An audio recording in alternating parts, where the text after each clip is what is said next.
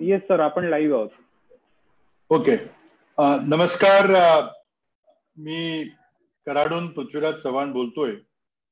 महाराष्ट्र प्रदेश काँग्रेसच्या वतीने आयोजित केलेल्या या पत्रकार परिषदेमध्ये आपल्या सर्वांचे स्वागत आहे. सकाळी आलेल्या अडचणीला आपण समजावून घेतलं त्याबद्दल आपले धन्यवाद. आता बूस्टर लावल्यामुळे खूप चांगला सिग्नल इथं तरी मला दिसतोय. आपण त्यामुळे सुरू करूया. मी सुरुवातीला एक 10-15 मिनिटाचं एक निवेदन करतो, त्यानंतर आपण प्रश्न घेऊया. प्रधानमंत्री मोदींच्या 20 लाख कोटी रुपयांच्या कोविड पॅकेजचा तपशील जाहीर झाल्यावर ते खऱ्या अर्थानं प्रोत्साहन पॅकेज नसून नेहमीसारखाच मोदींचा एक जुमला आहे. यावेळचा जुमला आत्मनिर्भर आहे. स्वातंत्र्यानंतरच्या प्रत्येक प्रधानमंत्र्यांनी देशाला स्वावलंबी आणि आर्थिकदृष्ट्या मजबूत करण्याचा प्रयत्न केला आहे. नेहरूजींनी सार्वजनिक उपक्रम करून देशामध्ये औद्योगिकीकरणाचा आणि उच्च शिक्षणाचा पाया घातला. इंदिराजींनी हरित क्रांतीने अन्नधान्याच्या बाबतीत देश स्वावलंबी झाला. राजीव गांधींची सूचना व संगणक क्रांती, तर 91 नंतर आर्थिक सुधारणाच्या नंतर नरसिंहराव यांनी, मनमोहन सिंग यांनी केलेल्या अर्थव्यवस्थेतील बदलांनी विकास दर एका नव्या उंचीवर गेला आणि शेवटी 2004 ते 14 पर्यंतच्या मनमोहन सिंग सरकारच्या आणि सोनिया गांधींच्या सरकारच्या कालखंडामध्ये आतापर्यंतच्या कुठल्याही इतर दशकामध्ये नव्हता इतका देशाचा विकास दर होता. आणि त्यामुळं पंतप्रधान मोदींनी आत्मनिर्भरतेचा शोध लावल्याचा आविर्भाव करणे हे दुर्दैवी आहे. आज कोरोना लॉकडाऊनमुळे अर्थव्यवस्थेचं कंबरट मोडलं आहे. लोकांना वेतन न मिळाल्यामुळं त्यांची क्रयशक्ती संपलेली आहे व बाजारपेठेत डिमांड नष्ट झालेली आहे, मागणी नष्ट झालेली आहे. आणि त्यामुळं पुरवठादारांच्या किंवा उद्योगांच्या मालाची विक्री होणं अवघड होणार आहे. जागतिक अर्थतज्ञांनी भारतामध्ये गंभीर आर्थिक मंदीचं भाकीत वर्तवलं आहे. त्यांनी मागणी वाढावी यासाठी भारत सरकारनं चौकटी बाहेर जाऊन खर्च करणं गरजेचं आहे असं मत व्यक्त केलं आहे. आणि त्यासाठीच मी स्वतः एप्रिल महिन्याच्या सुरुवातीपासून अर्थव्यवस्थेच्या म्हणजे जीडीपीच्या किमान 10% म्हणजेच 21 लाख कोटी रुपयाचं प्रोत्साहन पॅकेज फिस्कल स्टिम्युलस द्यावं अशी मागणी केली होती. जेव्हा 12 मे रोजी प्रधानमंत्र्यांनी आपल्या भाषणामध्ये 20 लाख कोटी रुपयांच्या आर्थिक पॅकेजची घोषणा केली त्यावेळी मी त्या घोषणेचं स्वागत केलं. परंतु अर्थमंत्री निर्मला सीतारामन यांच्या 5 प्रदीर्घ पत्रकार परिषदेतून या योजनेचा तपशील हळूहळू जाहीर झाला आणि देशाची, आमच्या सर्वांची घोर निराशा झाली आहे. या पॅकेजमध्ये रोख मदतीची तरतूद नाहीये, तर त्यात फक्त कर्ज काढण्याचं आव्हान आहे. त्यामुळं कुठल्याही घटकाला थेट आणि त्वरित दिलासा मिळण्याची सुतराम शक्यता नाही. सरकार प्रत्यक्ष किती खर्च करणार हे निश्चित कुणालाही सांगता येत नाही. जवळपास 12 जागतिक वित्तीय संस्थांनी देखील या पॅकेजचा अभ्यास केल्यानंतर थेट रोख किती मदत होईल हे सांगितलेलं आहे, पण त्यांचं एकमत झालेलं नाही. या 12 वेगवेगळ्या संस्थांचा स्वतंत्र अंदाज पाहिला तर भारताच्या जीडीपीच्या फक्त 0.7% खर्च हा मॉर्गन स्टॅनले यांनी सांगितलेला आहे, तर 1.5% म्हणजे सर्वात जास्त खर्च हा अर्न्स्ट अँड यंग या कंपनीने सांगितला आहे. आणि याच्यामध्ये मग बाकी 10 कंपन्यांनी 0.8, 9, 1%, 1.25%, म्हणजे सामान्यतः सरासरी आपल्या एकूण अर्थव्यवस्थेच्या म्हणजे जीडीपीच्या 1% रोख खर्च होणार आहे. म्हणजेच 200 लाख कोटीच्या एकूण जीडीपी पैकी 10% म्हणजे 1% म्हणजे फक्त 2 लाख कोटी रोख खर्च होणार आहे. सामान्यतः देशात तीव्र मंदी निर्माण झाल्यावर अर्थव्यवस्थेला चालना देण्यासाठी प्रोत्साहनात्मक योजना म्हणजे स्टिम्युलस पॅकेजची घोषणा केली जाते. हे प्रोत्साहन मॉनिटरी स्टिम्युलस म्हणजे पतपुरवठा किंवा कर्जरूपी प्रोत्साहन असते, किंवा फिस्कल स्टिम्युलस म्हणजे सरकारी खर्च रूपी असते. अशा दोन भागामध्ये त्याची विभागणी केली जाते.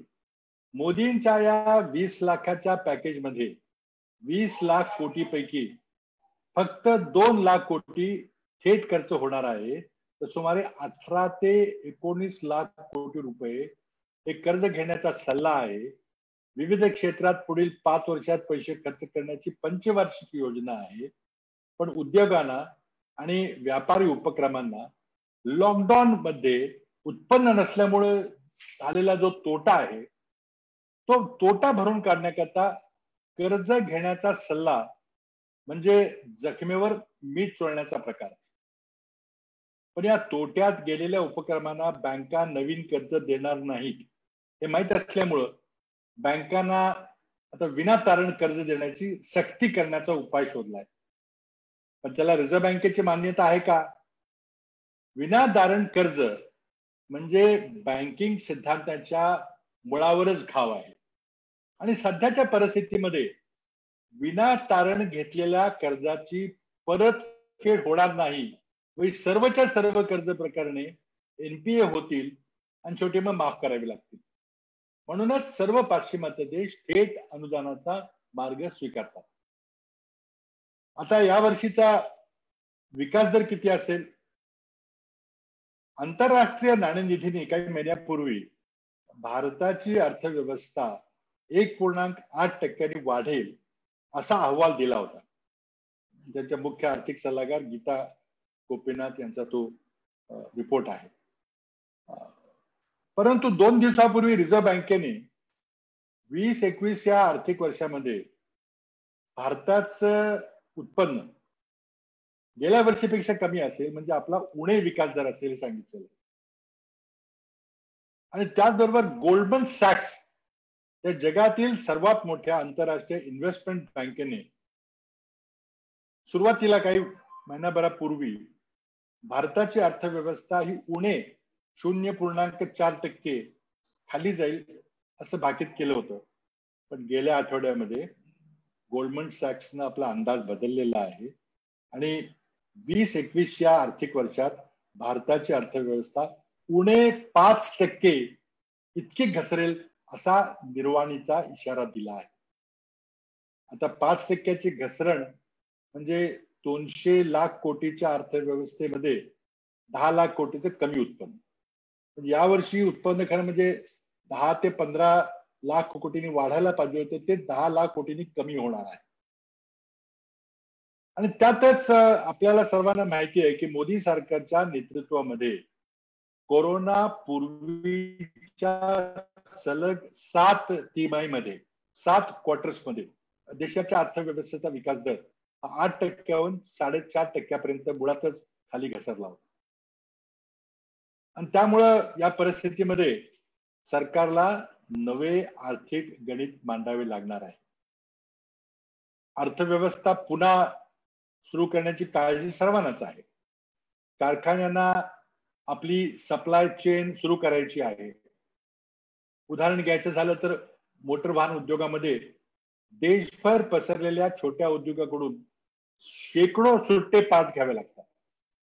या साखळीतला एखादा सुट्टा भाग जर वेळेवर पोहोचला नाही तर ती मोटर कारखान्यातून बाहेर पडू शकत नाही. या सर्व अडचणीवर मात करून एखादा कारखाना सुरू झालाच तर मग दुसरी समस्या म्हणजे तयार झालेला माल कोण विकत घेणार. आज अर्थव्यवस्थेबद्दल कुठलीही शाश्वती नसल्यामुळं किंवा कोरोना आणखी किती दिवस चालू राहणार आहे हे निश्चित नसल्यामुळं या परिस्थितीमध्ये लोकांची मानसिकता बँकेकडून हप्ते ठरवून घेऊन मोटार किंवा एखादा फ्लॅट किंवा एखाद्या घरात टीव्ही, फ्रीज, एअर कंडिशनर विकत घेण्याची मानसिकता नाही किंवा असू शकणार नाही. आपली नोकरी कायम राहील का? आपल्याला पुढचा पगार मिळेल का? आपला कारखाना तर बंद होणार नाही, हा प्रश्न लोकांना भेडसावतोय. या परिस्थितीमध्ये लोकांचा कल फक्त जीवनावश्यक वस्तू खरेदी करण्याचा असणार आहे, कन्झ्युमर ड्युरेबल्स नाही. म्हणूनच थेट अनुदान देऊन लोकांची क्रयशक्ती कायम ठेवली पाहिजे. त्याचबरोबर अर्थव्यवस्थेच्या संचालनाबद्दल सरकारवर लोकांचा विश्वास असणे गरजेचं आहे. आज तरी ती परिस्थिती नाहीये. कोरोनाच्या लढाईमध्ये सरकार कमी पडले. अर्थमंत्री निर्मला सीतारामन यांच्या प्रदीर्घ पत्रकार परिषदेतून 20 लाखाच्या पॅकेजचा तपशील आल्यावर अक्षरशः खोदा पहाड और अशी परिस्थिती निर्माण झाली आहे. अर्थमंत्री निर्मला सीतारामन अर्थव्यवस्था वाचवू शकतील यांच्यावर कोणाचाही विश्वास राहिलेला नाही. आणि त्यामुळे सरकारने ताबडतोब नवीन निधी कसा उभारणार, कोणत्या विकास कामाचा निधी कमी करणार, कर्मचाऱ्यांचे पगार कापणार का, आरोग्य सेवावर किती खर्च करणार, या गोष्टींचा खुलासा करणे आवश्यक आहे. त्यामुळे मी मागणी करतोय की जून महिन्यामध्ये जेव्हा संसदेचं अधिवेशन सुरू होईल त्यावेळेला सरकारने एक नवीन अंदाजपत्रक सादर केलं पाहिजे. आणि त्याचबरोबर दुसरी माझी सरकारला विनंती आहे की कितीही कर्ज काढावे लागले, नोटा छापाव्या लागल्या तरी ते करावं लागेल. फिस्कल डेफिसिट वाढला तरी चालेल, पण अर्थव्यवस्थेचे चक्र थांबणार नाही याची काळजी घेतली पाहिजे. पण या पॅकेजमध्ये ते करायचं धाडस सरकारने दाखवलं नाही. आता आपण काही थोड्याशा उदाहरणार्थ काही तरतुदींचा विचार करूया. पहिलं MSME सेक्टर, सूक्ष्म लघु आणि मध्यम उद्योग आणि व्यापार यांना 3 वेगवेगळ्या योजनांच्या मार्फत 3,70,000 कोटी रुपयाचं कर्ज उपलब्ध करण्याची तरतूद आहे. आता त्यात MSME उद्योगांची व्याख्याही बदललेली आहे. आता MSME मंत्रालयाच्या ताज्या वार्षिक अहवालाकडे पाहूया. त्या अहवालानुसार भारतात एकूण 6,34,00,000 MSME म्हणजे सूक्ष्म लघु आणि मध्यम उद्योग, आणि हे उद्योग क्षेत्रातले, व्यापार क्षेत्रातले आणि सेवा क्षेत्रातले आहेत. हा आकडा कृपया लक्षात घ्या, 6,34,00,000. आता त्यापैकी आपण जर वेगवेगळे विश्लेषण केलं, फोड केली, तर या 6,34,00,000पैकी 6,30,00,000 म्हणजे 99.4% उपक्रम हे लघु उपक्रम आहेत. आणि 3,31,000 म्हणजे 0.5% मध्यम, तर फक्त 50,000 म्हणजे जवळजवळ 0.1% हे मध्यम उपक्रम आहेत. आता या सगळ्या 6,34,00,000 सूक्ष्म मध्यम आणि लघु उद्योगांना एका तराजूमध्येच तोलण्यात आलेला आहे. आणि त्यामुळं सूक्ष्म उद्योगांना न्याय मिळूच शकणार नाही. या 6,34,00,000 उपक्रमांमध्ये 11.1 कोटी कामगार आहेत. ते एकूण भारतातल्या कामगारांच्या 30% आहेत. आणि या 11.1 कोटी कामगारापैकी 10,76,00,000 हे सूक्ष्म उद्योगात काम.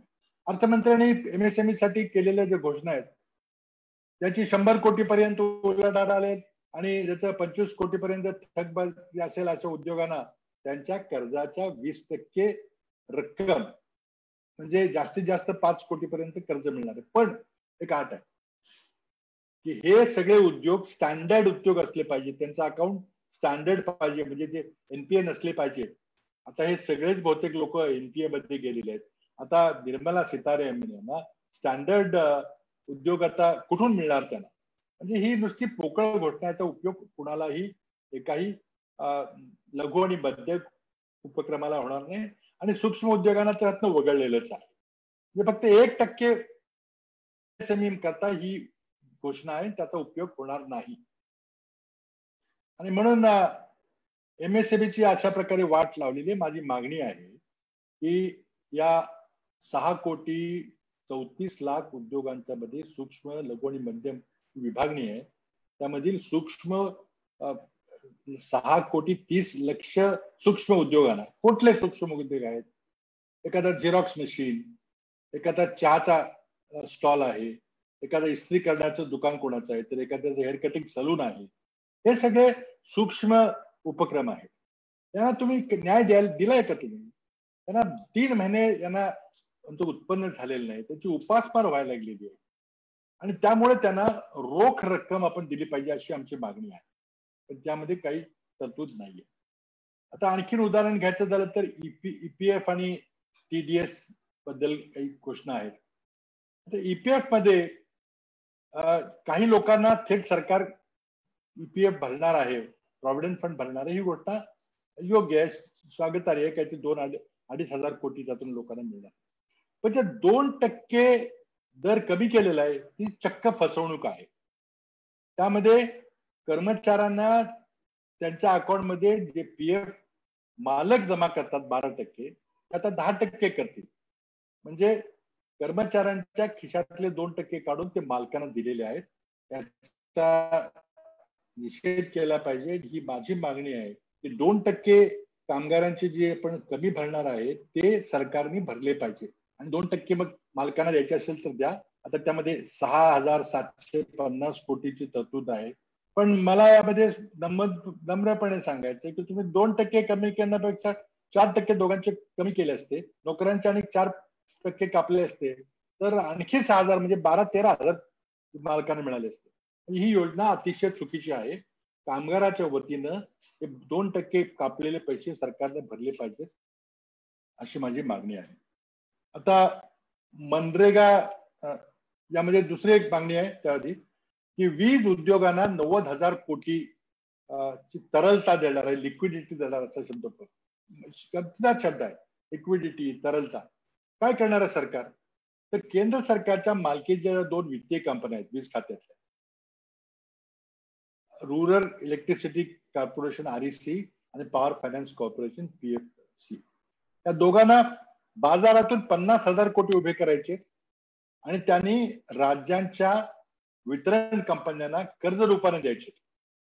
म्हणजे मग वितरण कंपन्या उत्पादक कंपन्यांचा त्यांची बिलं, थकीत बिलं भरणार आहेत.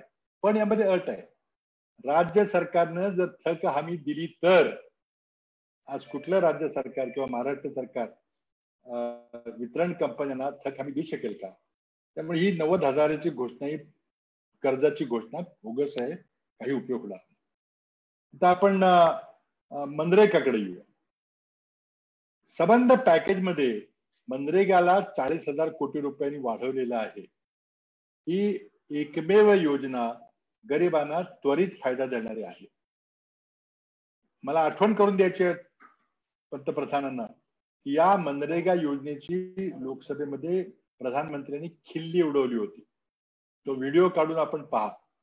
परंतु या संकटात ग्रामीण अर्थव्यवस्थेला उभारी देण्याकरता मनरेगा व्यतिरिक्त इतर कुठलीही प्रभावी योजना नाही, हेच यामधून अधोरेखित होतं. आणि म्हणून मोदींनी काँग्रेसची नाही तरी देशाची दिलगिरी व्यक्त केली पाहिजे आणि त्याचबरोबर मनरेगाचे 100 दिवस वाढवून 150 दिवस, किमान 200 दिवस केले तरी चालतील, पण किमान 150 दिवस तरी केले पाहिजे. आणखी मनरेगामध्ये काही वाढ करता आली तर केली पाहिजे. या व्यतिरिक्त अर्थमंत्र्यांनी शेतकऱ्यांना प्रधानमंत्री किसान सन्मान योजनेखाली प्रति महिन्याला 500 रुपये देत आहेत.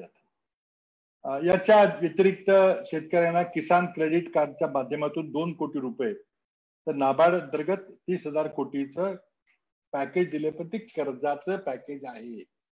शेतकऱ्यांनी आणखी कर्ज काढावं असं त्यांना आव्हान दिलं गेलेलं आहे. शेतकऱ्यांचं प्रचंड मोठं नुकसान झालेलं आहे. बाजारपेठ बंद असल्यामुळे त्यांचा माल बाजारपेठेत जाऊ शकला नाहीये. कित्येकांना आपला माल फेकून द्यावा लागलेला आहे. त्यांना पुन्हा जखमेवर मीठ चोळण्याचा प्रकार, आणखी कर्ज घ्या. त्यामुळं शेतकऱ्यांना थेट पैसे देण्याची न्याय योजना जी काँग्रेस सरकारनं आपल्या 1920च्या जाहीरनाम्यामध्ये 1900 19 लोकसभेच्या जाहीरनाम्यामध्ये केली होती, ज्याची अंमलबजावणी छत्तीसगड सरकारने केलेली आहे. त्या प्रकारची अंमलबजावणी शेतकऱ्यांच्या करता केली पाहिजे. शेतकऱ्यांच्या पायाभूत सुविधांच्या करता 1 लाख कोटीचा फंड, नंतर अन्न प्रक्रिया उद्योगांचे, ह्या सगळ्या आर्थिक सुधारणांचा भाग आहे. त्याला ताबडतोब त्याचा काहीही लाभ होणार नाही. आणि अशा अनेक योजना आहेत. माझी त्यामध्ये खास आक्षेप आहे की या परिस्थितीमध्ये आज शेतकऱ्यांना थेट रोख मदत दिली पाहिजे. सूक्ष्म उद्योगामध्ये, उपक्रमामध्ये कामगार करणाऱ्यांना थेट आर्थिक मदत दिली पाहिजे. असं कर्ज देऊन काही होणार नाही आणि त्यामुळं या पॅकेजचा कोणालाही काहीही उपयोग होणार नाही. आणि माझं तर स्पष्ट मत आहे की या आर्थिक सुधारणा घोषणा करणं म्हणजे त्या मग त्या आण्विक विकासाच्या असतील, अंतरिक्ष विभागाच्या असतील, त्या करण्याचं आता काहीच कारण नव्हतं, त्याला नंतर देखील करणार नव्हतं. आणि त्याचबरोबर संरक्षण खात्याचे उपक्रमाचं खाजगीकरणाचा कार्यक्रम अत्यंत दुर्दैवी आहे. आज कोणाकडे पैसे नाही, त्यामुळे जर सरकारी उपकरणात तुम्ही बाजारात विकायला गेला तर जी एअर इंडियाची परिस्थिती झाली, कोणी गिराईक बाजारात मिळणार नाही. आणि मग फक्त मोदीचे क्रोनी कॅपिटल, क्रोनीज किंवा त्यांचे वैयक्तिक सहकारी जे 2-3 कंपन्या आहेत, त्यांनाच माती मोल आणि कवडीमोल भावाने या कंपन्या हस्तगत करता येतील. त्याचा थेट विरोध केला पाहिजे. फक्त मी आता शेवटी एकच गोष्ट आपल्याला सांगू इच्छितो की आमची जी मागणी थेट कॅश देण्याची आहे ती का आहे. इंग्लंड, अमेरिका आणि जर्मनी यांच्या आर्थिक पॅकेजच्या तरतुदीकडे मी थोडक्यात आपलं लक्ष वेधणार आहे. अमेरिकेनं $75,000 पेक्षा कमी वार्षिक उत्पन्न असलेल्या प्रत्येक व्यक्तीला $1,200 थेट रक्कम ही खात्यात जमा करण्याचं आश्वासन दिलं. थेट $1,200 म्हणजे जवळजवळ 1,20,000च्या वर रुपयामध्ये हे प्रत्येक व्यक्तीला दिले जाणार आहे. आणि एखाद्या कुटुंबामध्ये 4 व्यक्ती असतील तर जास्तीत जास्त त्यांना $3,400 मिळू शकतात. या योजनेपर या अमेरिकेमध्ये या योजनेवर 23 लाख कोटी रुपये खर्च होणार आहे. इंग्लंडचं उदाहरण घेऊया. इंग्लंडमध्ये भारतीय मुळाचा, भारतीय वंशातला एक भारतीय तिथला अर्थमंत्री झालेला आहे. त्यांनी जॉब रिटेन्शन स्कीम, रोजगार कायम ठेवण्याच्या योजनेअंतर्गत प्रत्येक व्यक्तीला सरासरी महिना 2,500 पाऊंड म्हणजे सुमारे 2.25 लाख रुपये महिना, मी पुन्हा सांगतो 2.25 लाख रुपये महिना ही तरतूद केलेली आहे. ऋषी सुनक हा या इंग्लंडच्या अर्थमंत्र्यांचं नाव आहे. आपल्या नारायण मूर्तींचे ते जावई आहेत. आणि या योजनेकरता सुरुवातीला इंग्लंडमध्ये 4 लाख कोटीची तरतूद केली होती. पण आता या योजनेसाठी कोणतीही मर्यादा असणार नाही असं इंग्लंडमध्ये त्यांच्या अर्थमंत्र्यांनी जाहीर केलेलं आहे. इंग्लंडचं फिस्कल स्टिम्युलस पॅकेज म्हणजे रोख खर्च करण्याचं पॅकेज हे 100 बिलियन पाऊंड म्हणजे सुमारे 9 लाख कोटी रुपयांच्या वर आहे.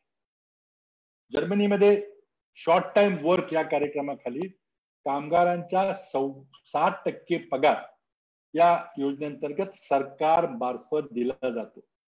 आणि जर्मनी प्रमाणेच ही योजना संपूर्ण युरोपियन महासंघामध्ये लागू करण्याचा निर्णय युरोपियन महासंघाने घेतलेला आहे. आणि त्याकरता युरोपियन महासंघ $100 बिलियन 100 युरो डॉलरची तरतूद करणार आहे. मला वाटतं की पुन्हा एकदा मी आमच्या मागण्या मी संपवताना 2 मागण्या पुन्हा एकदा अधोरेखित करू इच्छितो. जूनमध्ये अंदाजपत्रक सादर केलं पाहिजे आणि स्पष्ट सांगितलं पाहिजे निर्मला सीतारामन यांच्यावर आमचा बिलकुल विश्वास राहिलेला नाही. त्या या देशाला या अडचणीतून बाहेर काढू शकतील असं आम्हाला वाटत नाही. पॅकेजमध्ये पुन्हा बदल करून मोठ्या प्रमाणात रोख खर्चाची तरतूद करून शेतकऱ्यांना, भूमिहीन शेतमजुरांना, सूक्ष्म उद्योगातील कामगारांना थेट पगार दिला गेला पाहिजे. मालकाच्या तर्फे द्या किंवा स्वतः सरकारनं त्यांच्या खात्यामध्ये जमा केला पाहिजे. तरच आज त्यांची क्रयशक्ती शिल्लक राहील आणि डिमांड वाढेल, मागणी वाढेल. मागणी वाढली तरच उद्योगधंद्यांचं चाक पुन्हा फिरायला लागेल आणि उद्योगधंद्यामध्ये सुरू झालेला माल खरेदी केला जाईल. मला वाटतं की बाकी ज्या तरतुदी आहेत त्याबद्दल आपण पुन्हा पुढच्या प्रेस कॉन्फरन्समध्ये वेगवेगळ्या गोष्टी चर्चा करू. पण मी इथंच या ठिकाणी थांबतो. आपले जे काही प्रश्न असतील ते मी घ्यायला तयार आहे. निखिल देशमुख, पीटीआय.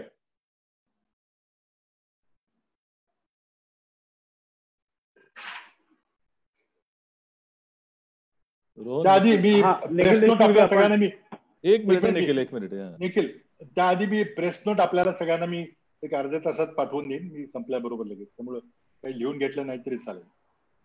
निखिल बोला. निखिल देशमुख आपण अनम्यूट करा स्वतः.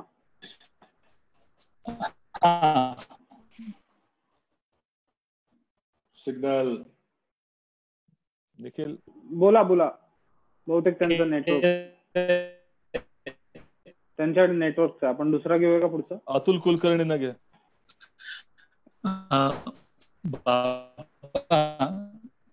निखिल नाही निखिल नाही, अतुलजी बोला. अतुलचं पण नाही येत. अतुल कुलकर्णी आपण अनम्यूट करा स्वतः. हा बोला. साहेब, आपण सांगितलं की इंग्लंडमध्ये, अमेरिकेत, जर्मनी किती पैसे दिले जातात ते आपण सांगितलं. भारतात असे जर पैसे द्यायची वेळ आली तर आपल्याला किती पैसे द्यावे लागतील आणि याचा काही हिशोब केलेला आहे?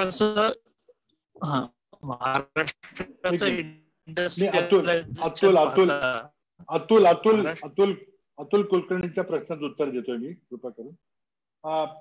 मी जी काही पाश्चिमात्य देशांची उदाहरणं दिली की त्यांना स्टिम्युलसचा अर्थ त्यांनी जो काढलेला आहे किंवा तो जगात निघतो की थेट रोख रक्कम या शोषित घटकांचे, म्हणजे शेतकरी असतील, शेतमजूर असतील किंवा सूक्ष्म उद्योग असतील, त्यांना दिला पाहिजे. आणि म्हणून आम्ही जेव्हा 20 लाख कोटी पॅकेजची मागणी केली होती ती फिस्कल स्टिम्युलसची अपेक्षा होती. ते रोख पैसे खर्च झाले पाहिजे. आता ते एका टप्प्यात करायची गरज नाही, वर्षभरात केले किंवा 6 महिन्यात 3 महिन्यात केले पहिल्यांदा, पण सुरुवातीला किमान 10 लाख कोटी रोख याची सरकारनं तयारी दाखवली पाहिजे. पण सरकारची ती मानसिकताच नाहीये. लोक आपल्या आपण बघून घेतील. ज्याप्रमाणे सरकारनं प्रवासी मजुरांना वाऱ्यावर सोडलं तसं या सगळ्या अर्थव्यवस्थेला वाऱ्यावर सोडण्याचा प्रकार चाललेला आहे. काय नाही, थोडे दिवस लोक ओरडतील, काहीतरी करतील, पण सगळं व्यवस्थित आरामात होईल, आणखी काही करायची गरज नाही, अशी मानसिकता आहे. त्यांनी चालणार नाही.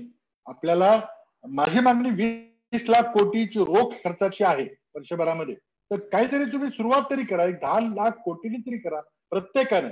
अरविंद सुब्रमण्य असतील किंवा आणखी कोणी आर्थिक सल्लागार असतील, त्या सर्वांनी किमान 10 लाख कोटी रुपये रोख खर्च केले पाहिजेत. उद्योगांना पगाराकरता दिले पाहिजेत, छोट्या व्यापाऱ्यांना रोख दिले पाहिजेत, शेतकऱ्यांच्या अकाउंटमध्ये डायरेक्ट ट्रान्सफर केले पाहिजे, अशा प्रकारची मागणी केलेली आहे. आता त्याला कर्ज काढावं लागेल नक्कीच. सरकारकडे असलेलं आणखी काय असेट्स असतील तर लिक्विडेट करायला लागतील. जे लोक कर्ज बुडून पळून गेले त्यांचे प्रॉपर्टी विकावी लागेल. ज्या मार्गाने तुम्हाला पैसे उभे करायचे ते करा. त्याकरता आपण सल्ला घेऊ शकतो. तुम्ही अर्थतज्ञांना बोलवा, त्यातून आपण पैसे उभे करायचे कसे पाहूया. पण पैसे न उभे करता आपण जर अर्थव्यवस्था पुन्हा रुळावली अशी कल्पना जर केली तर मला नम्रपणे सांगायचं ते शक्य होणार नाही. आणि असाच हट्टीपणा जर मोदी सरकारने चालू ठेवला तर देशामध्ये अराजकतेचं वातावरण निर्माण होईल आणि त्याकरता स्वतः नरेंद्र मोदी जबाबदार असतील.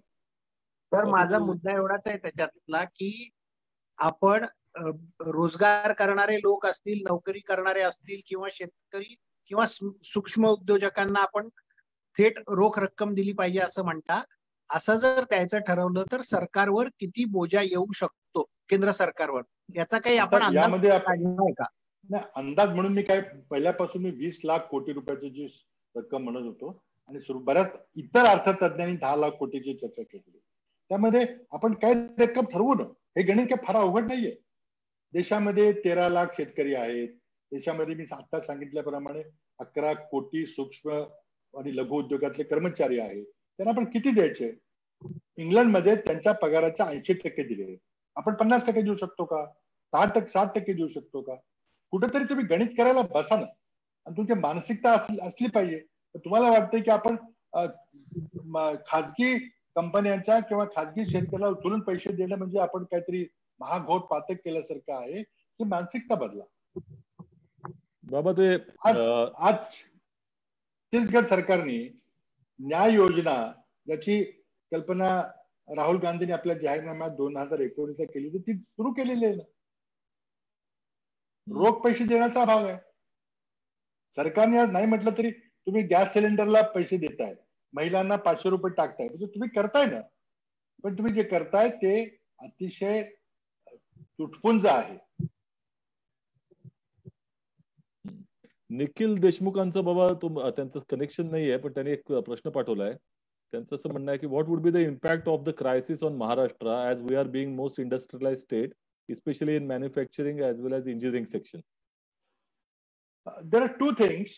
One is how to restart industries in Maharashtra. That's very crucial. As I told you, that there are issues about restarting the supply chain. Various small component manufacturers are scattered all over the country. Although there are second sources, both of them may suffer. आणि हे सगळे supply chain पुन्हा सुरू करणे फार अवघड आहे.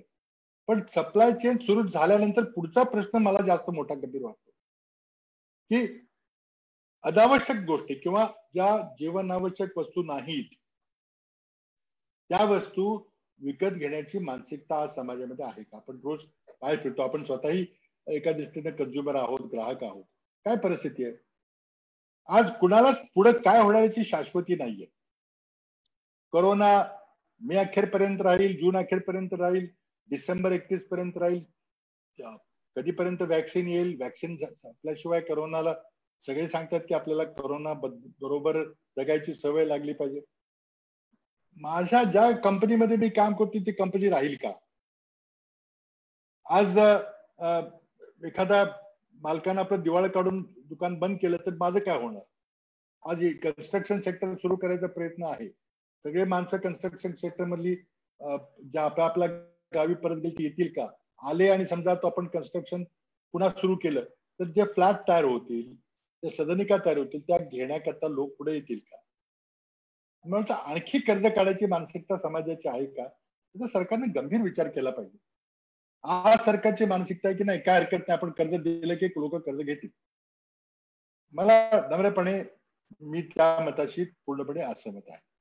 महाराष्ट्रामध्ये खूप प्रश्न येतील. पहिला प्रश्न, कामगार परत कशी येतील?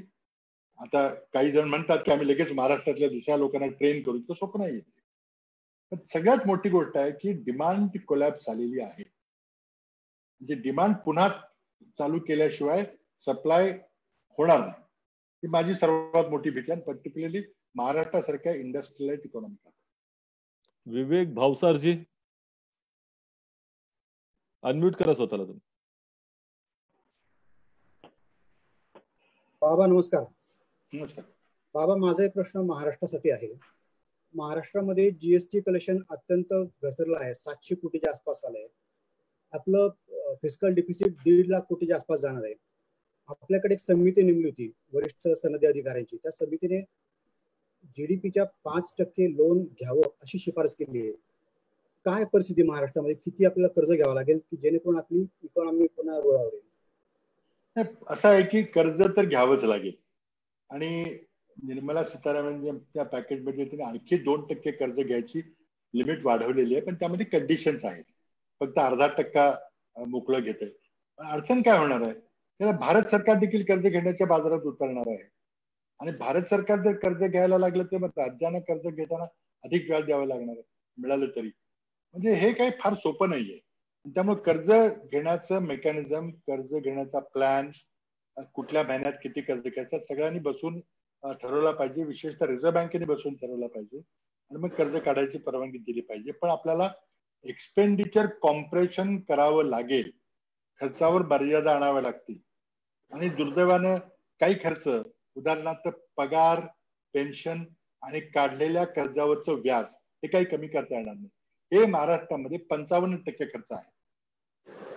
पेन्शन, पगार आणि व्याज याला आपल्याला कमी करता येणार नाही. आता पगार कमी केला तर काही सांगता येत नाही, परंतु बाकीचे 45 पैसे जे रुपये आहेत त्यामध्ये आपण पोलिसांचा खर्च कमी करू शकतो का? आपण आरोग्य सुविधांचा खर्च कमी करू शकतो का? याची आपल्याला प्रायोरिटी काढावी लागेल. मग कुठं खर्चाला कात्री लावायची का? कारण आपल्याला थेट खर्च केल्याशिवाय डिमांड पुस्टअप करता येणार नाही, मागणी वाढवता येणार नाही. हे केंद्राला करावं लागेल प्रामुख्यानं, पण राज्य सरकारला त्या दिशेनं विचार करावा लागेल. आज राज्याचं संपूर्ण उत्पन्न कोलॅप्स झालेलं आहे. आज पेट्रोल डिझेल पंप बंद पडल्यामुळं सेल्स टॅक्स मिळालेला नाहीये, आरटीओचं रजिस्ट्रेशन झालेलं नाही, लिकर चालू नव्हती दुकानं, स्टॅम्प ड्युटी, घराची खरेदी विक्री झालेली नाही. सगळ्यामध्ये खूप आकडे सगळे आपल्याकडे आहेत. त्यामुळं सरकारचा आपोआपच तोटा वाढलेला आहे काही न करता, कारण सगळं बंद आहे म्हणून. त्यामुळे सरकारला नुसतं सरकार तरंगत ठेवण्याकरता कर्ज काढावं लागेल. तर ज्याप्रमाणे सरकारने काही सरकारी कर्मचाऱ्यांचे पगार कट केलेले आहेत. आज मी सांगू इच्छितो की माझ्या विभागातल्या काही स्वातंत्र्य सैनिकांनी मला येऊन सांगितलं की जे केंद्र सरकारची जी स्वातंत्र्य सैनिकाची पेन्शन मिळते ती मिळते आहे, पण राज्य सरकारची स्वातंत्र्य सैनिकाची पेन्शन गेल्या 3 महिन्यात मिळालेली नाही. म्हणजे आता एक एक गोष्टी करून आपण कुठलं कट करणार आहोत. म्हणजे मला त्याबद्दल काहीतरी अडचणी असेल. आता एसटी कर्मचाऱ्यांना सुद्धा म्हणजे 15 दिवसानंतर पगार मिळाला, अडचणी आहेत. आणि आता सरकार कोरोनाच्या लढाईमध्ये इतकं गुंतलेलं आहे की काही आर्थिक गोष्टीमध्ये कदाचित मागे पुढे काही होण्याची शक्यता आहे. पण मला वाटतं आपल्याला सगळं गणित पुन्हा मांडावं लागणार आहे, केंद्राला मांडावं लागणार आहे आणि राज्य सरकारलाही मांडावं लागणार आहे. म्हणून मी केंद्र सरकारनं एक नवीन बजेट प्रस्तुत करावं अशी मागणी केलेली. बाळासाहेब आंबेकर आहेत ना, बाळासाहेब आंबेकर सिनियर पत्रकार. बाळ रवींद्रजी येतो तुमच्याकडे, थांबा. बाळ किती दिवसाने गाठ पडते आपली? अनम्यूट करा स्वतःला. मी करतो. नाही, आपण केलंय आपल्याकडनं, त्यांनी करायला पाहिजे. बाळासाहेब आपण अनम्यूट करा स्वतःला. हा केलं. हा बोला. सध्या म्हणजे केंद्र सरकारने मध्यंतरी कंपन्यांच्या मालकांसाठी एक थोडीशी धीराची भूमिका दिली, परंतु त्याबाबत मालक समाजाने कर्मचाऱ्यांना सक्तीने पगार देण्याची भूमिका घेतली होती. पण तो आदेश जरी मागे घेतलेला असला तरी त्याबाबत मालक समाधानी नाही, कारण त्यांना काय करावं याच्या संबंधी अजून सुचत नाही. तर यासाठी आपण मार्गदर्शन करावं. आणि कालची जी बातमी आज कारण नसताना याच्यावरती सगळीकडे फिरते आहे, त्याबाबत जर काय करता आला खुलासा तर तो करावा. आता मालकांनी सक्तीने पगार द्यावा अशी सूचना केंद्र सरकारने केली आहे, पण ती मागे घेतली आणि ती अव्यवहार्य आहे. आज कुठल्याही कंपनीच्या मालकाला तोटा झालेला आहे, कारण जो काही खर्च होतोय म्हणजे आस्थापनेचं भाडं द्यावं लागतंय, विजेचा खर्च आहे, मिनिमम चार्जेस आहेत, पाणी आहे, तिथं कर्मचाऱ्यांचे पगार तिथं लिहिलेले आहेत, बँकेचे हप्ते जात आहेत, व्याज जात आहेत, हे सगळा खर्च तर चालू आहे. आणि उत्पन्न शून्य असल्यामुळे सर्वच्या सर्व खर्च तोटा झाले. आता तोटा 1 महिने 2 महिने 3 महिने 4 महिने किती महिन्याचा तोटा आहे. आणि तो तोटा झाला असताना तुम्ही कर्मचाऱ्यांचे पगार द्या ही सक्ती करणं दिले पाहिजे, त्यामध्ये अजिबात दुमत नाही. म्हणून ते पगार देण्याकरता केंद्र सरकारने मदत केली पाहिजे, जशी इंग्लंड, अमेरिका, जर्मनीमध्ये केली जाते. हेच तर माझं मूळ मत आहे. पगार तर मिळालाच पाहिजे, नाहीतर अराजक माजेल देशामध्ये. पण मालक देऊ शकतात का? तर ती परिस्थिती मला तरी दिसत नाही. काही क्वचित उद्योग सोडले आणि ज्यांना आपले कर्मचारी कायम ठेवायचे ते आपल्याला सोडून जाऊ नयेत म्हणून काही लोक पगार देत आहेत, म्हणजे अगदी तोशी सोसून पगार देत आहेत. पण हा काही स्थायी काही प्रश्न स्पष्ट करत नाही. आणि आपण दुसरा प्रश्न विचारला, मला वाटतं त्यावर काही या परिषदेमध्ये भाष्य करण्याची काही गरज नाही, कुठंच काही केलेलं नाही त्यावर. मृणालिनी नानिवडेकर सकाळ. ताई आहात का तुम्ही? अनम्यूट करा स्वतःला. हो हो. हा बाबा, केनिशियन इकॉनॉमिक्स प्रत्यक्षात यायचा आपण केंद्र सरकारला सल्ला द्याल का? आणि कसली केनिशियन इकॉनॉमिक्सचा अवलंब करायचा आपण सल्ला द्याल? बरोबर हो. आता हा सगळा प्रकार आहे तो केन्झियन इकॉनॉमिक्सचाच भाग आहे. जेव्हा अमेरिकेमध्ये 1929 ते 33 पर्यंत प्रचंड मोठं डिप्रेशन निर्माण झालं, तेव्हा केन्झनी एक जगातला एक सर्वश्रेष्ठ अर्थतज्ञ मानला जातो जॉन मेनियर्ड केन्स यांनी सल्ला दिला होता. आणि त्याच अर्थशास्त्रज्ञांना 1923 साली एका प्रबंधामध्ये एक शब्दप्रयोग वापरला होता, तुम्ही वापरल्यावर बऱ्याच लोकांना कळला नाही तुम्ही काय म्हणतो. केन्सनी शब्दप्रयोग वापरला होता की हेलिकॉप्टर मनी, म्हणजे ज्याप्रमाणे हेलिकॉप्टरनं आपण काही फुलांचा वर्षाव मोदींनी काल केला तसा पैशाचा वर्षाव केला पाहिजे. म्हणजे हे पैशाचा वर्षाव ऍक्च्युअली हेलिकॉप्टरने आणून करायचा असं नव्हे, तर अर्थव्यवस्थेमध्ये पैसे गुंतवले पाहिजेत, त्यालाच हेलिकॉप्टर मनी असं म्हटलं जातं. आणि अर्थशास्त्रामधला एक अत्यंत महत्वाचा अभ्यासाचा विषय आहे. तीच कल्पना आहे जी केन्सनी सुचवली होती की या गर्तेतून बाहेर पडण्याकरता सरकारनं थेट खर्च केला पाहिजे, आणि त्याकरता फिस्कल डेफिसिट वाढला तरी चालेल, कर्ज काढावं लागली तरी चालेल, आणि त्याच याच्यामध्ये नोटा छापाव्या लागल्या तरी चालतील, अशा प्रकारची संकल्पना आहे. रवींद्र आंबेकरजी, अनम्यूट करा आपल्याला. माझा प्रश्न आहे की ज्या पद्धतीने या सगळ्या कोविड पॅन्डेमिकचा आडून इस्रो मध्ये प्रायव्हेट पार्टीला एंट्री, कोलमध्ये अपफ्रंट पैसे देऊन अनुभव नसला तरी काम करण्याची मुभा असेल, किंवा डिफेन्स मध्ये एफडीआयचा मुद्दा असेल, तुम्हाला असं वाटतंय का की या पॅन्डेमिकचा उपयोग करून पार्लमेंटला बायपास करून काही निर्णय घेतले जात आहेत? हे निर्णय खऱ्या अर्थाने पार्लमेंटला फेस करून घेता आले असते. रिफॉर्म्सचे विषय आहेत, हे पॅकेजचा विषय झालेत. मला वाटतं हे जे आर्थिक उदारीकरण किंवा खाजगीकरणाचा विषय तो अजिबात यावेळेला काढायला नको होता. पार्लमेंटची मंजुरी घेतली पाहिजे नाही घेतली पाहिजे एक वेगळा विषय आहे. पण हे आज आर्थिक परिस्थिती उद्योगाची काय आहे, अगदी मुकेश अंबानीपासून सगळे उद्योग पाहिले तर ते लिक्विडिटी आणि कॅश आपल्या कंपन्यांची समभागांची विक्री करून पैसे स्वतः गोळा करायचा प्रयत्न करतात. आज कुणाकडे लिक्विडिटी नाहीये. एअर इंडियाला विकायचा प्रयत्न आपण किती दिवसापासून करतो, कोणी घ्यायला तयार नाही. आता तुम्ही सरकारी उद्योग जे सार्वजनिक उद्योग आहेत, संरक्षण खात्याचे उद्योग आहेत, ऑर्डिनन्स फॅक्टरीज आहेत, त्यांची विक्री करून आपल्या मित्रांना विकायचा प्रयत्न चालला आहे मातीमोल भावानं. त्याचा करावा तितका निषेध थोडा आहे. एका बाजूला आपण स्वावलंबनाची गोष्ट बोलतोय, आणि सरकारी उद्योग जे आहेत जे या देशाला स्वावलंबी करतात त्यांना तुम्ही हतबल करताय, त्यांना विकून तुम्ही परदेशी लोकांनी एफडीआय वाढवणं म्हणजे काय, परदेशी कंपन्यांना भारतामध्ये आपल्या कंपन्या आणून देणं, ते तिथून सगळे सुट्टे पाठ आणणार, इथं जोडणी करणार आणि सगळा नफा बाहेर घेऊन जाणार. हे आपण होऊ दिलं नव्हतं आतापर्यंत. म्हणून सावधगिरीनं आपण पावलं टाकत होतो. 49% आपण सूट दिली होती, म्हणजे मालकी भारत सरकारच्या लोकांची राहील, खाजगी असेल किंवा सरकारी असेल, ते तुम्ही फेकून दिलं. आणि त्यामुळे आता सार्वजनिक उद्योगाची हिंदुस्थान एरोनॉटिक्स असेल, भारत इलेक्ट्रॉनिक्स असेल, भारत डायनामिक्स असेल, या सगळ्या उद्योगांची मालकी परकीय लोकांना देण्याची तुमची तयारी चाललेली आहे. याचा निषेध करणं अत्यावश्यक आहे. पण मूळ विषय सोडून तुम्ही दुसरीकडे चाललाय. आज अणु खात्याचा मी काही दिवस कारभार पाहिलेला आहे. आज जे कारण दिलं जाते की आम्हाला आयसोटोप वैद्यकीय करण्याकरता आयसोटोप करण्याची गरज आहे म्हणून खाजगी क्षेत्राला आणावं, साफ चुकीचं आहे. अणु खात्याला तुम्ही पाहिजे तेवढे तुम्हाला आयसोटोप तयार करता येतील इतकी क्षमता आहे. मुंबईच्या बार्क मध्ये आहे, इतर अणुशक्ती. आज टाटा कॅन्सरला कोण देतं सगळं कोबॉल्ट वगैरे, कोण देतं? ते सगळे बीआरसी मध्ये येतं सगळं. हे कितीही द्यायचे, तुम्ही खाजगीकरण करून तुम्ही काय करताय? अमेरिकन दबावाखाली मोदी निर्णय घ्यायचा प्रयत्न करतात, आम्ही त्याचा कडाडून विरोध करतो. संरक्षण खातं असेल, आज अंतरिक्ष विभागाचं आपण पाहिलं तर सगळे देशातले रॉकेट हे खाजगी कंपन्या करतात, पण डिझाईन हे इस्रो करते. इस्रोकडे सगळी मॅन्युफॅक्चरिंग कॅपॅसिटी नाहीये.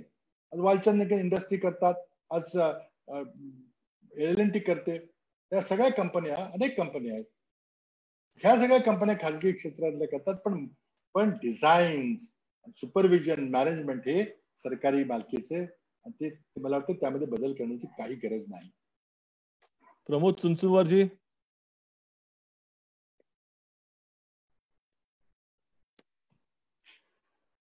आहेत का प्रमोदजी? हो, मी आहे.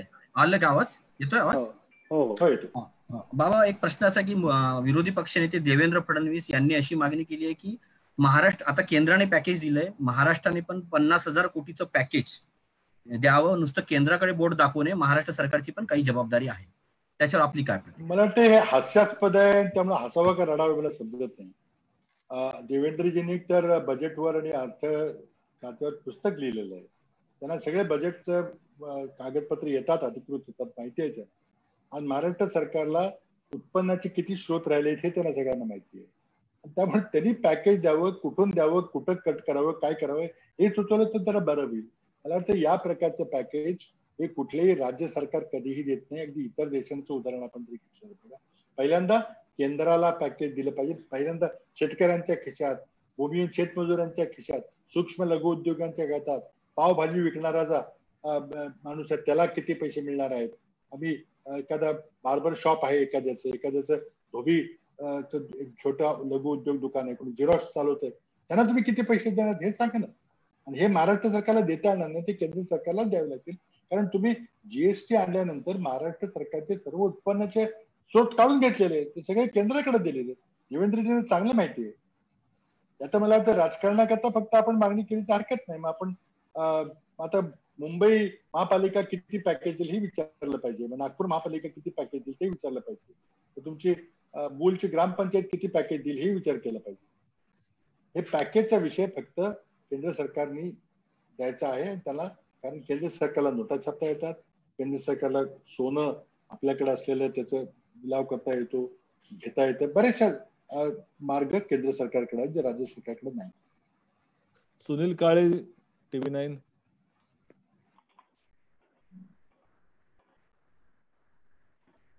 अनम्यूट करा आपण स्वतःला. माझे छोटे छोटे 3 प्रश्न आहेत.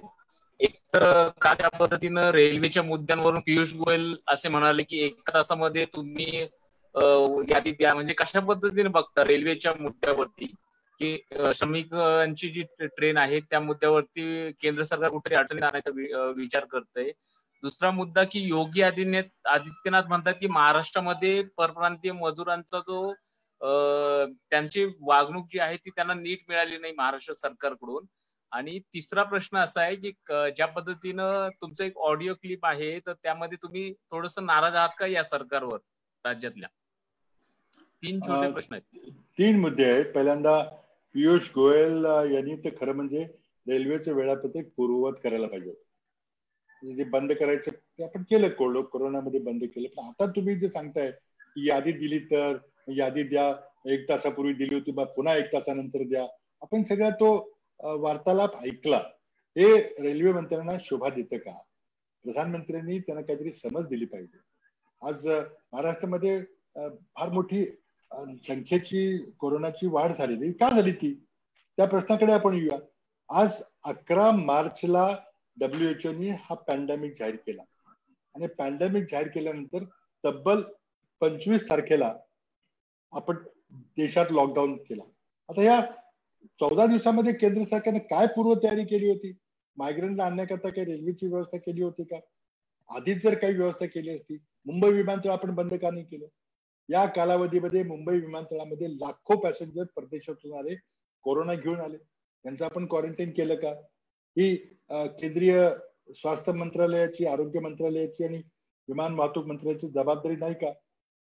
इमिग्रेशन खाते हे स्वतः अमित शहाकडे आहे, त्यांनी इथे काहीतरी करायला पाहिजे होतं. आता मला वाटतं फिंगर पॉइंटिंग मध्ये काही अर्थ नाहीये.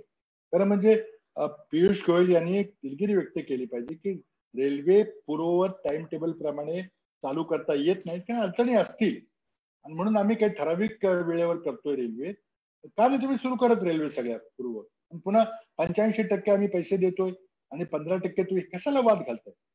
आज जगाने सगळ्या आपल्या प्रवासी मजुरांची काय परिस्थिती झालेली आहे हे पाहिलेलं आहे आणि त्याची सर्व जबाबदारी हे कोणाला तरी महाराष्ट्रातल्या राज्यमंत्र्याला कोणी देणार नाही. सगळ्या जगाने ती सगळी जबाबदारी नरेंद्र मोदींच्या डोक्यावर ठेवलेली आहे. भारताचं सरकार आपल्या देशातल्या मायग्रंट लेबर करता प्रवासी मजुरांची काळजी घेऊ शकलं नाही, हा मेसेज गेलेला. कोण जबाबदार आहे याला? आणि तुम्ही आता राज्य सरकारकडे बोट दाखवताय. मला वाटतं अत्यंत दुर्दैवी आहे. हे फिंगर पॉइंटिंग ताबडतोब थांबलं पाहिजे आणि मला वाटतं लवकर आपण लोकांना घरी पाठवलं पाहिजे. अनेक कारण आहेत त्यांना घरी जाण्याची. ती काही राज्य सरकारनं वाईट वागणूक दिली म्हणून घरी जाता असं नाही आहे. 2-2 महिने बिना पगाराचे ते राहिलेले. आज उपासमार होणार असेल तर घरी जाऊन उपासमार झाली की बरी, अशी त्यांची भावना आहे. म्हणून खरा मुद्दा आहे या सगळ्या लोकांना आपण पैसे त्यांच्या खिशात देणार आहे का? आणि that is where fiscal stimulus comes in. म्हणून हा सुनीलजी आपला पहिला प्रश्न होता. तिसऱ्या प्रश्नाचं मी उत्तर दिलेलं, मी त्यावर काही बोलणार नाही, पण मला ही कधी बोललो काय बोललो मला आठवतच नाहीये. त्यामुळे कुणी त्यामध्ये काही घुसवलं का काय ती चौकशी करतोय मी. पण मी अजिबात नाराज नाही आहे. आणि त्यामुळे मी जरी ती क्लिप खरी असली असं जरी म्हटलं, ते काय बोललोय मला माहिती नाहीये. म्हणून त्याबद्दल या पत्रकार परिषदेने आणखी चर्चा करायचं काय कारण. आपला दुसरा प्रश्न मला वाटतं माझ्या लक्षात नाही राहिलेला. सुनीलजी, दुसरा प्रश्न काय होता आपला? छोटासा होता. दुसरा प्रश्न होता की योगी आदित्यनाथ म्हणतायत की माणुसकी उद्धव ठाकरेंना माफ करणार नाही ज्या पद्धतीचं वागणूक मिळाली आहे. तर मला वाटतं मी पुन्हा सांगू इच्छितो की अत्यंत बिकट परिस्थिती आपल्या देशावर आहे. एका राज्यावर किंवा एखाद्या गावावर किंवा माझ्या कराडमध्ये असं नाहीये. सगळेच आपण परिस्थितीचा सामना करतोय. एकमेकांनी फिंगर पॉइंटिंग करणं योग्य नाहीये. माझी आदित्यनाथांना विनंती आहे की तुम्ही असं करू नका, नाही तर आम्हालाही प्रश्न विचारता येतील की तुमच्या राज्याने युपी, बिहार, ओरिसा, बंगाल यांना तुमच्या राज्यात आपल्या स्वतःच्या नागरिकांना नोकऱ्या देता आल्या नाही. त्याबद्दल तुमची काही जबाबदारी आहे का नाही? तुम्ही आता महाराष्ट्राच्या मुख्यमंत्र्यांच्याकडे बोट देता. आज मला वाटतं त्रुटी असतील काही, पण आज प्रामाणिकपणे आपण लोकांची सेवा करायचा प्रयत्न केलेला आहे. शिजवलेलं अन्न दिलेलं आहे, त्यांना सुक्क राशन दिलेलं आहे, घरी पोहोचत. पण प्रश्न असा आहे की लोकांना घरी जायचं, त्यांना पगार नाही. आपण काय पगार देऊ शकणार नाही. पगार केंद्र सरकारने द्यायला पाहिजे होता. त्यामुळे अनेक लोकांनी सांगितलं, कराडून ज्या ट्रेन्स केल्या, अनेक लोकांनी मला सांगितलं की आम्हाला उपासमारच आमची व्हायची असेल तर मी घरी जाऊन उपाशी राहू. आमच्या निदान स्वकीयांच्या बरोबर त्यांनी राहू, मनरेगामध्ये काम करू. प्रत्येकाला मनरेगामध्येच एक आशा दिसते आज. सुरेंद्र गांगण, हिंदुस्तान टाइम्स.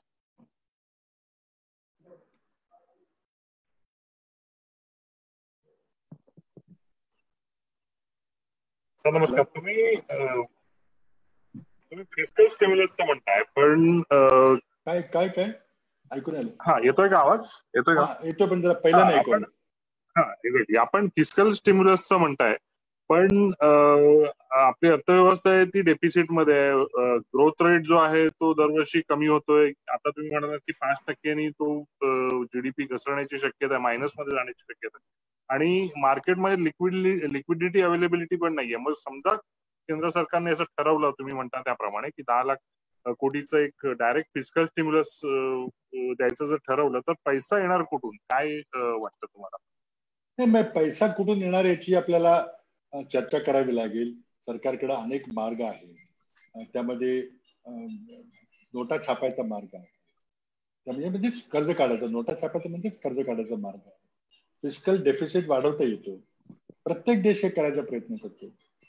आज इतर देशांनी आपल्या अर्थव्यवस्थेच्या तुलनेमध्ये किती पैसे, आज इंग्लंडची अर्थव्यवस्था भारताच्या पेक्षा कमी आहे. ते जर 1.25 लाख रुपये पगार दर महिन्याला देऊ शकतात, कुठून आणले त्याने पैसे? त्यांची अर्थव्यवस्था काय आपल्यापेक्षा फार स्ट्रॉंग असं नाही. तर त्यांना माहिती आहे की एकदा अर्थव्यवस्था कोसळली की पुन्हा उभी करता येईल. मला वाटतं याकरता अनेक तज्ञ आहेत. आता प्रत्येक तज्ञांनी, नोबेल लॉरिएट आहेत अभिजित बॅनर्जी, त्यांनी काय सांगितलेलं आहे, अमर्त्य सेन यांनी काय सांगितलेलं आहे, मनमोहन सिंग यांनी काय सांगितलेलं आहे की तुम्हाला हे फिस्कल स्टिम्युलस दिलंच पाहिजे. आणि त्याकरता आपण चर्चा करू शकतो. काही ठिकाणी आपल्याला खर्चाला कात्री लावावी लागेल, पोट आवडायला लागेल. पण हे तुम्ही दिलं नाही तर मग मला भीती आहे की, मी आता पुन्हा शब्द प्रयोग करू इच्छित नाही, पण केल्याशिवाय मला राहत नाही. जर अराजकता माजली तर त्याला नरेंद्र मोदी हे स्वतः वैयक्तिक जबाबदार असतील. Prasanna from Rediff, please ask your question.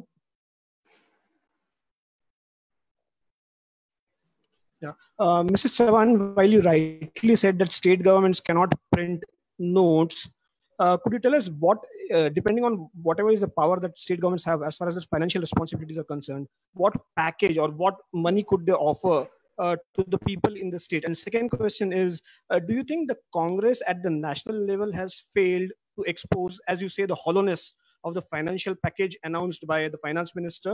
And do you think that Dr. Manmohan Singh, the former Prime Minister of India, should come forward and give advice to the BJP or the union government, even if they may not like it? Well, every citizen can offer advice for that matter. And I think Srimati Sonia Gandhi, Congress President, has constituted a task force under the chairmanship of Dr. Manmohan Singh. They are discussing, and advising the Congress president, and she held a meeting of all the opposition parties only a few days back. The Congress party is coordinating the opposition and trying to see, this is not a time to do politics. This is a time to save the country, because we don't know what lies in the future. And that is why one thing which is very clear is that you must create demand, and there's a need for a fiscal stimulus. Somebody mentioned John Maynard Keynes. Right from those days, whenever a major financial crisis has hit the world, whether it is 1929-33 American depression in America, 99 Asian currency crisis, or 2008 Lehman Brothers crisis, and all that, every time, how much of a fiscal stimulus and printing on in 2008? That's why American economy got saved. I was in central government in Delhi in 2008, and Manmohan Singh and that time Pranab Mukherjee, Chidambaramji handled it. We gave our own stimulus package and saved the economy. I mean, economy will have to be saved if government thinks that without putting cash into people's hands, like other countries are doing now. I gave you some examples. Unless you do that, the economy will restart automatically. And I'm also quite, feel really bad and depressed that the captains of industry, the industry association like CII, FICCI, ASSOCHAM, are not coming forward and calling spade a spade. Whatever little I've heard on the television, everybody is saying, no, package is very good in medium term, long term. Why did you talk about short term? People have to eat today. And again, I'm reminding of a phrase used by John Maynard Keynes. Dr. Manmohan Singh used to also utter in our meetings in Delhi. Don't talk of long term, because in the long term, we're all dead. Talk of short term. Dilip Jadhav ji आहेत का? दिलीप जाधव जी? हो, आहेत. दिलीप जाधव जी, आपण unmute करा स्वतःला. Unmute करा साहेब आपण. हा बाबा, माझा प्रश्न असा आहे की आपण आत्ताच एक पाश्चात्य देशांचं उदाहरण दिलं. इंग्लंड, जर्मनी आणि अमेरिकेच्या सरकारनं लोकांच्या खात्यात पैसे वर्ग केले, थेट वर्ग केले. तर भारतासारख्या देशामध्ये अशी शक्यता आपल्याला वाटते का? नंबर 1. नंबर 2, मी सरळ थेट राज्यामध्ये येतोय आणि आता जे काही फ्लाईट्स सुरू करण्याचं सरकारनं धोरण सुरू केलंय, तर ते कितपत योग्य आहे कोरोनाच्या या परिस्थितीमध्ये? कोरोनामध्ये प्रत्येक राज्यकर्त्यासमोर, मग तो आंतरराष्ट्रीय असेल, भारतातला असेल, राज्यातला असेल, एक धर्मसंकट आहे.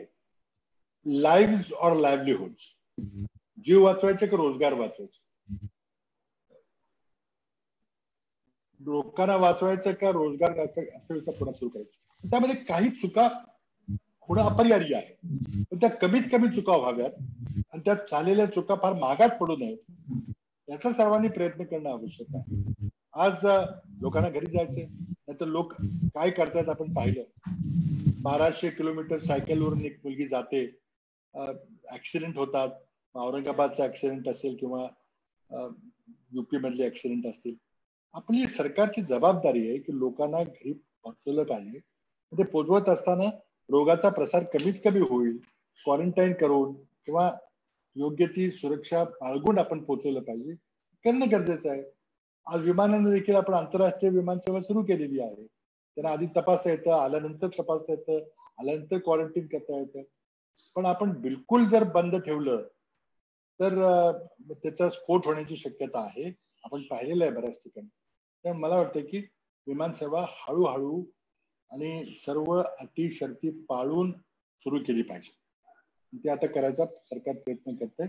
महाराष्ट्र सरकारनं पहिल्यांदा आम्ही महाराष्ट्रात विमान उतरू देणार नाही अशी भूमिका घेतली होती, पण मला वाटतं थोडीशी ती शिथिल केलेली आहे आणि काही विमानं सुरू करायचा निर्णय झालेला आहे. मला कालच एका दुबईहून एका मित्राचा फोन आला.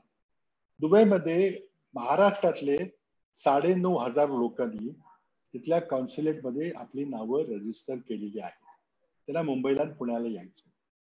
ठीक आहे, त्यांना थोडं थांबावं लागलं तरी हरकत नाही. पण त्यामधले काही सामान्य आजारांनी जे आजारी असलेले रोगी आहेत दुबईमध्ये आणि अबुधाबीमध्ये त्यांना सेवाच मिळत नाही. तिथल्या सर्व वैद्यकीय सेवा आता कोविड हॉस्पिटलमध्ये रूपांतर झालेलं आहे. आणि साधे बाळंतपण करायचं असलं तरी अव्वाच्या सव्वा तिथे खर्च सांगितला जातो. एखाद्याचं डायलिसिस असेल, एखाद्याचं हार्ट कंडिशन असेल, त्याला सेवा मिळत नाही. त्यांनी अगदी नम्र विनंती केली की आम्हाला फक्त 3-4 फ्लाईट्स, त्यातून 400-500 लोक मुंबईला आणि पुण्याला येऊ द्या. फक्त ज्यांचे गंभीर आजार आहेत सर्टिफिकेट घेऊन कॉन्सुलेटकडे ती सगळी यादी आहे त्यांना परवानगी द्या. असे आपल्याला काही निर्णय घ्यावे लागतील. आणि त्यामुळं अर्थव्यवस्था हळूहळू खुली करून देणं ते करावं लागेल. पण मी त्यामध्ये अडचणी आपल्याला काही सांगितल्या, त्या अडचणी आहेत. मला खात्री आहे की भारताची जनता, भारताचे उद्योजक, भारताचे कामगार, भारताचे शेतकरी या अडचणीवर स्वतःच्या कष्टानं मात करतील निश्चितच. पण सरकारची त्यांना मदत झाली पाहिजे. त्यांनी एकट्याने त्यांचे दोन्ही हात पाठीमागे बांधून तुम्ही लढा म्हणणं याला काय अर्थ नाही. त्यांना सरकारनं मदत केली पाहिजे. आपण सगळ्यांनी मिळून पैसे कुठून उभे करायचे याचा विचार करू आपण.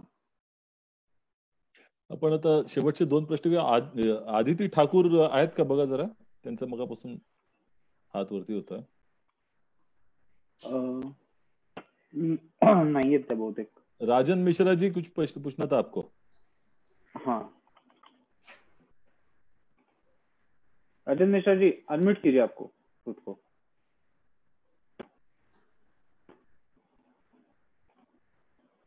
राजन मिश्रा जी अनम्यूट कीजिए. आ रही आवाज? हेलो. हाँ सर, मुंबई में ऐसे काफी सारे हॉस्पिटल है जहां बेड की अभी कमी है, तो इसके लिए आप क्या स्टेप ले रहे हैं सर? देखिए, मुंबई में बेड्स तो काफी तैयार किए गए हैं. हजारों की संख्या में बेड्स तैयार हो रहे हैं. मैंने जानकारी ली थी.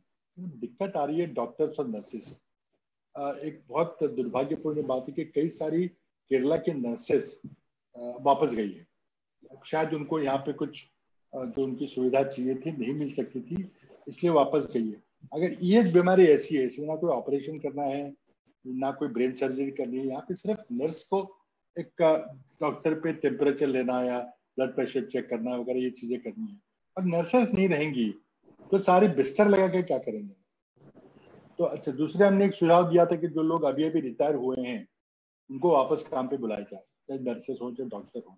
लेकिन फिर दूसरी दिक्कत आई कि 55 साल की उम्र के ऊपर के लोगों को नहीं बुलाना चाहिए. भी सही है, क्योंकि ये बीमारी ऐसी है कि जो सीनियर लोगों को अटैक करती है. तो इसलिए अब ये क्योंकि एमबीबीएस के फाइनल ईयर के स्टूडेंट को बुलाया गया है. सब चीजें हो रही है, लेकिन एक तरफ बिस्तर चाहिए, एक बेड चाहिए, आईसीयू बेड चाहिए, वेंटिलेटर बेड चाहिए, लेकिन डॉक्टर्स भी चाहिए. डॉक्टरों की कमी पड़े तो हम क्या करेंगे पैसे.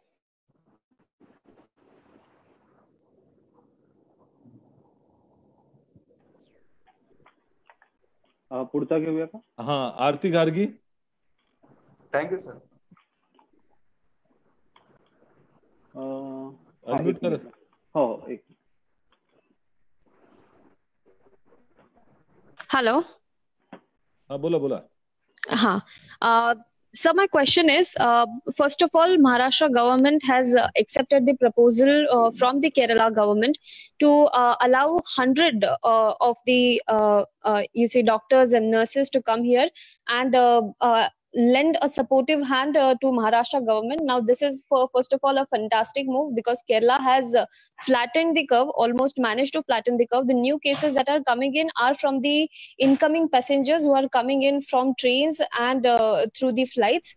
So it has managed to flatten the curve, and their experience in handling the COVID-19 crisis will definitely be helpful for Maharashtra as well. But I want to ask whether, if you see, we are working on federalism, so whether the central government should also take a step and ask the Kerala Health Minister and the Kerala government to help them to manage the crisis at the central level, national level.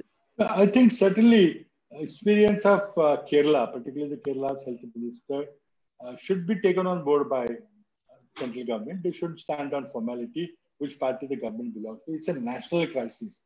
So Corona doesn't distinguish between a left party leader or a Congress party leader or a BJP leader. I mean, everybody is equally attacked now. I think we should pool all our resources, all our knowledge, all our experience. If you don't want to do it and you want to bring politics in between, it's a very petty-mindedness. I think we should not indulge in any petty-mindedness now. I think we must compliment Kerala for what they have achieved.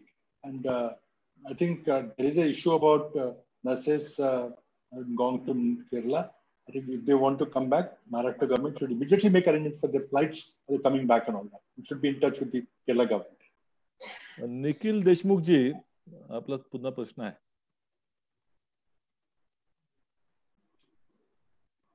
Nikhil ji unmute करा आपण स्वतःला. नाहीयेत बहुतेक. मृणालिनी नानिवडेकरांना काही विचारायचं होतं, आहेत का? आहेत. एक दोन प्रश्न आहेत. एक थोडा प्रमोद चुंचुवालांनी विचारलाय, तोही मी तुम्हाला विचारते की छत्तीसगड सारखा महाराष्ट्र सरकारला न्याय योजना चालू करावी अशी काही काँग्रेस व्यवस्था करते आहे का? मुख्यमंत्री आपला सल्ला मागतायत का? आणि आपण आता सांगितलं की हॉस्पिटल बेड्स तयार आहेत, पण ही बेड्स नागरिकांना केव्हा मिळणार आहेत? आणि बेड्स मिळत नाहीत म्हणून नागरिक मरतायत. मुंबईचे इंटरनॅशनल दर्जाचं शहर आहे, त्याची परिस्थिती फार वाईट झालेली आहे. माजी मुख्यमंत्री या नात्याने आपण या सगळ्या व्यवस्थेकडे कसं फेडरलिझमचं नाव घेत सतत आपण केंद्र सरकारवर टीका करू शकू, पण या प्रश्नांची उत्तरं ही राज्यांनी शोधायला नको का? निश्चितच दोघांनी आपापला वाटा उचलला पाहिजे. केंद्रानं आपली जबाबदारी पार पाडली पाहिजे, राज्यांनी आपली जबाबदारी पार पाडली. आता या मायग्रंट मजुरांना परत पाठवण्यामध्ये राज्य सरकार त्यांच्या रेल्वे स्टेशन पर्यंत पोहोचवण्याची, त्यांना वाटेत अन्न देण्याची, त्यांना तोपर्यंत सुखं रेशन देण्याची, कम्युनिटी किचन तरी केली होती. बऱ्याच ठिकाणी ती योग्य प्रमाणे राबवली गेली, त्यामध्ये काही शंका नाही. सुरुवातीला सगळेच हातबल झाले होते, पण नंतर आता तरी मुख्यमंत्र्यांचं पण विधान ऐकलं असेल तर महाराष्ट्र सरकारनं मजुरांना परत पाठवण्याकरिता आपली जी बाजू आहे ती चांगल्या प्रकारे सांभाळलेली आहे. न्याय योजनेचा आपण बोलला. न्याय योजना ही आंतरराष्ट्रीय पातळीवर एक सुचलेली कल्पना आहे. बेसिक युनिव्हर्सल इन्कमची जी कल्पना आहे त्याचाच भाग न्याय योजना म्हणून 2019च्या काँग्रेस पक्षाच्या लोकसभेच्या जाहीरनाम्यामध्ये त्याचा उल्लेख करण्यात आला होता. त्या योजनेमध्ये देशातल्या 5 कोटी गरीब लोकांना महिना 6,000 रुपये म्हणजे वर्षाला 72,000 रुपये थेट डायरेक्ट बेनिफिट ट्रान्सफरच्या रूपाने देण्याची योजना होती. त्यावेळेला प्रश्न विचारले गेले, पैसे कुठून आणणार, काय करणार? पण आता कमी जास्त थोड्या प्रमाणामध्ये मोदींनी ती अंमलात आणली. 500 रुपये महिना शेतकऱ्यांना दिले. महिलांना काही 1 सिलेंडर गॅस मोफत दिला, तर 3 दिले आहे. त्यामुळे कुठल्या ना कुठल्या प्रकारे थेट मदत करण्याची कल्पना ही आहे, ती राबवलेली पाहिजे. आणि छत्तीसगडने एका पार्टीचं सरकार असल्यामुळे आमचं 3 मला वाटतं मंत्रिमंडळामध्ये आर्थिक गणित मांडावं लागेल. महाराष्ट्रामध्ये आपल्या स्वतःचे टॅक्स रेव्हेन्यूचे सोर्सेस आहेत. स्वतःचे राज्याचे कराचे अधिकार इतके केएलसी नंतर कमी झाले होते, ते आता सर्व संपलेले. सर्व राज्याचे उत्पन्नाचे महसुलाचे स्रोत आटलेले आहेत. त्यामुळे राज्याला पुन्हा एकदा आपलं गणित मांडावं लागेल, तो का वगैरे वगैरे गोष्टींचा विचार करावा लागेल. आणि त्यातून मग काही सारखी योजना आपल्याला अंमलबजावणी त्याची करता येईल का, किमान शेतकऱ्यांना तरी करता येईल का, किमान सूक्ष्म उद्योगामध्ये असलेल्यांना आपल्याला काही थोडी मदत करता येईल का. मी टॅक्सी आणि रिक्षा चालकांना एक पैसे द्यावे महिन्याला सूचना केली होती,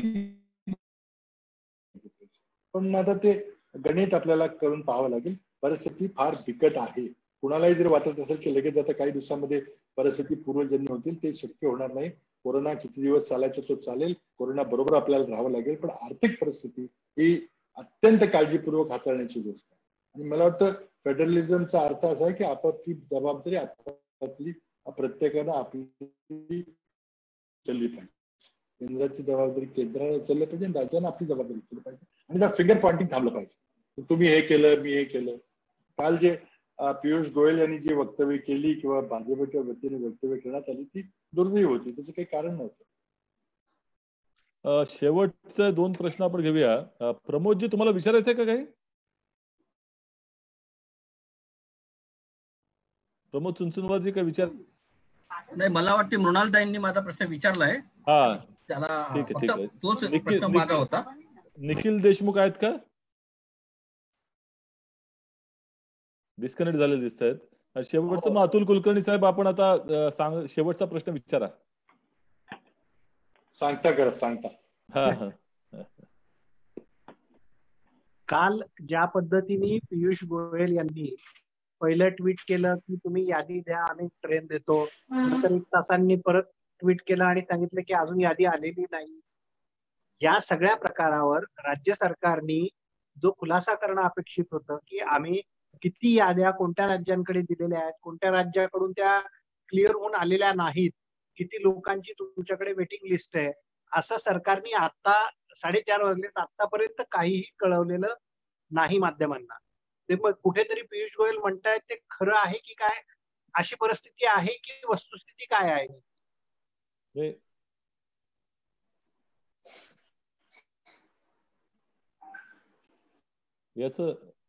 याचं उत्तर मी देऊ का बाबा आपल्याकडे? अतुलजी. हा सर. नाही, यामध्ये अतुलजी मला ऐकूया नीट, पण मला प्रश्न समजला. मला बाबा बोलता का, आपण बोलता, मी उत्तर देऊ? प्रश्न परत सांगू का? काय ऐकत मला जे ऐकू आलं जरा मला ऐकू आलं होतं, सांगा ना.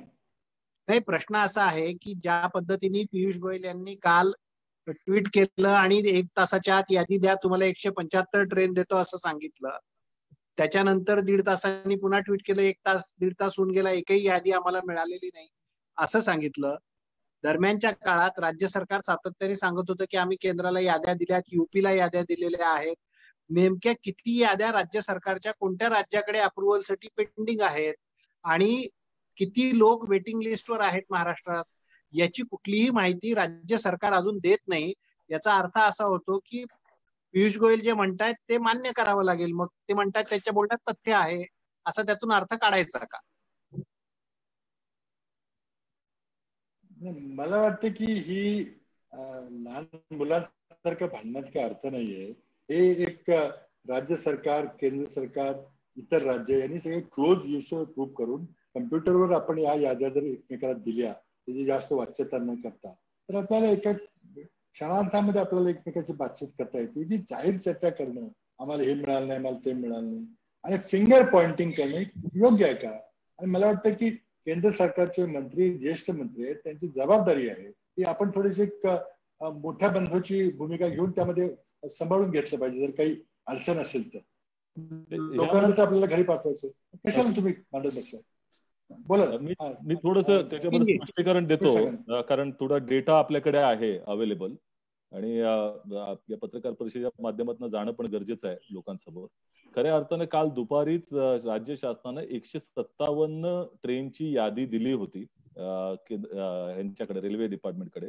आणि काल ज्या पद्धतीनं पियुष गोयल यांनी सांगितलं, म्हणजे मुख्यमंत्र्यांच्या विधानानंतर, खरी परिस्थिती ही आहे की जीएम कडनं सातत्यानं इथला नोडल ऑफिसर जे महाराष्ट्राचे आहेत ते टचमध्ये असतात. आणि काल पहिल्या सुरुवातीला जे रेल्वेनं जी ऑफर केली होती आम्हाला, ती होती 22+10, म्हणजे 32 गाड्या आम्ही देऊ कालच्या दिवशी, म्हणजे आजच्या दिवशी, अशी अपेक्षा त्या ठिकाणी केली होती. त्यावेळेला आम्ही त्या ठिकाणी मागणी वाढवून देण्यासाठी सांगितलं. त्यावेळेला शेवटची त्यांची ऑफर होती ती 30+10, म्हणजे 40 गाड्यांच्या संदर्भामध्ये त्यांनी आम्हाला सांगितलं होतं. उरलेल्या 6 ज्या रिझर्व्ह ठेवण्यात आल्या होत्या, त्यातल्या मला असं वाटतं की आज ओरिसा गव्हर्नमेंट आणि वेस्ट बंगाल गव्हर्नमेंटने तिथं वादळ असल्यामुळं 6 गाड्या, ज्या 3-3 गाड्या जाणार होत्या, त्या रद्द करण्यासाठी विनंती केली आणि त्यामुळे त्या रद्द केल्या गेल्या. तर आज 40 गाड्या या संदर्भामध्ये आपल्याला अधिकृतपणे देण्यात आल्या होत्या. अचानकपणे पियुष गोयलांनी 125 गाड्यांची आम्हाला त्या संदर्भामध्ये यादी द्या असं म्हटलं आणि काल जे महत्वाचं सांगितलं की म्हणजे जे पियुष गोयलांनी सांगितलेलं आहे की आम्हाला पॅसेंजरची ही द्या यादी द्या. हे पहिल्यांदा मागणी करण्यात आली, लक्षात घेतलं पाहिजे. कारण या संदर्भामध्ये अगोदर इतक्या 19 तारखेपर्यंत कुठल्याही नोटिफिकेशन मध्ये केंद्र सरकारच्या पॅसेंजरची यादी ही अगोदर ऍडव्हान्स मध्ये दिली पाहिजे असं सांगितलेलं नाही. हे कालच मागणी त्या ठिकाणी आली, ती आश्चर्यकारक आहे. दुसरीकडे ऍडव्हान्स्ड मध्ये आम्ही किती गाड्या देणार आहोत असा कुठलाही तऱ्हेचा रेल्वेचा आपल्याकडे कुठली माहिती येत नाही. प्रत्येक वेळेला ह्या संदर्भामध्ये आठवड्याचं आम्ही प्लॅनिंग करू शकू या संदर्भामध्ये मागणी करण्यात आली राज्य सरकारकडनं, परंतु ते दर दिवसाची प्लॅनिंग देत आहेत. त्यामुळे पुढच्या दिवसाची प्लॅनिंग आजच करावी लागते. त्यामुळे त्यांनी ज्या पद्धतीनं आयत्या वेळेला 1 तासामध्ये मला द्या, 2 तासामध्ये द्या, ह्या ज्या पद्धतीने सांगितलं हे मला असं वाटतं की केंद्रीय मंत्र्याला निश्चितपणे शोभा देणारं नव्हतं आणि तशा पद्धतीची पद्धती देखील नाहीये, एवढं मात्र निश्चितपणे आपल्याला सांगता येईल. एकंदरच ज्या ऍव्हरेज ट्रेन आपल्याकडे गेलेल्या आहेत त्या जवळपास 35 ते 40च गेलेल्या आहेत आणि एकच दिवस आहे की ज्याच्यामध्ये 67 ट्रेन एका दिवशी गेलेल्या आहेत. त्याच्या पलीकडे आपल्याला अजूनपर्यंत ट्रेन दिलेल्या नाहीत आणि ही वस्तुस्थिती आहे की 80 पेक्षा गाड्या जास्त आपण मागतो आणि त्याला केवळ 40 गाड्यांपर्यंतच रेल्वे दिलं जात आहे.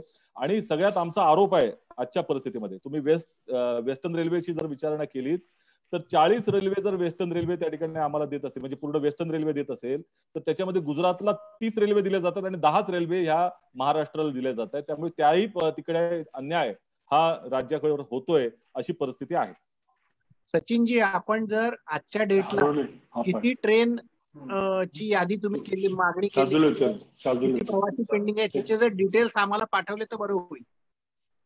काल जी दुपारी 157 म्हणजे पियुष गोयलांना जेव्हा जाग आली त्याच्या अगोदर 157 गाड्यांची यादी त्यांच्याकडे आधी पोहोचली होती आणि ती ऍडव्हान्स मध्ये आम्हाला एवढी पेंडिंग आहे, आम्हाला पाठवायचं या पद्धतीनं राज्य सरकारनं कळवलं होतं, परंतु त्याच्याबद्दल ते एकही चकार शब्द काढत नाहीत.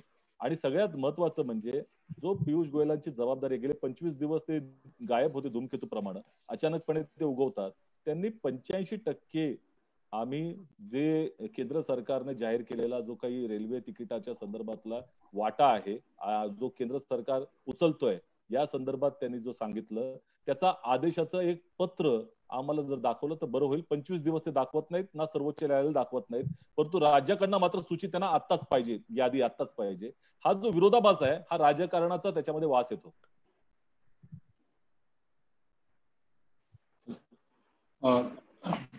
सचिनजी हो, प्रदेश काँग्रेसतर्फे आपण सर्व पत्रकार बंधू आणि भगिनींचं या ठिकाणी धन्यवाद देतो. थोडी तांत्रिक अडचण झाली, तीही आपण सगळ्यांनी त्या संदर्भामध्ये सहकार्य दिलं. मी आदरणीय महाराष्ट्राचे माजी मुख्यमंत्री पृथ्वीराज चव्हाण साहेब यांचे देखील या पत्रकार परिषदेला त्यांनी संबोधित केलं, त्याबद्दल प्रदेश काँग्रेसतर्फे आभार मानतो आणि ही पत्रकार परिषद आता संपली असं जाहीर करतो. धन्यवाद.